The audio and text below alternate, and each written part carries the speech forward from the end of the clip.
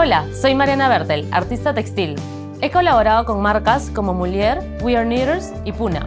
Además, mi trabajo ha llegado al Paris Fashion Week. Ya sea con un cojín, una bufanda o una pieza artística, estoy siempre buscando nuevas formas de expresarme. La naturaleza y sus formas son mi principal fuente de inspiración. En su belleza, a la vez tan espontánea y tan perfecta, encuentro patrones que replico en mis creaciones.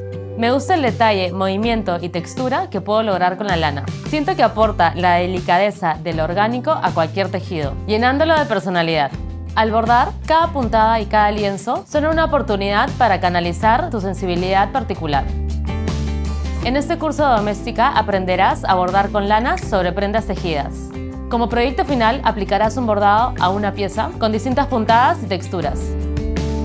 Empezaré por mostrarte distintos tipos de agujas, lanas y tejidos, con los cuales trabajar composición y acabados de tu obra. Y así de rápido llegó la hora de bordar. Para que entres en confianza, te enseñaré primero la puntada básica, la duplicada y la de tallo. Sobre estas aprenderás a hacer flores.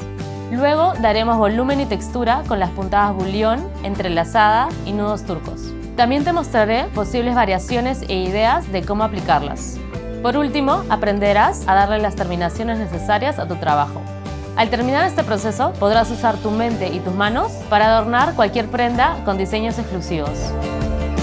Para seguir este curso, tan solo necesitas una prenda tejida, lanas y agujas. Borda tus sueños e imprime tu sello a lo que quieras.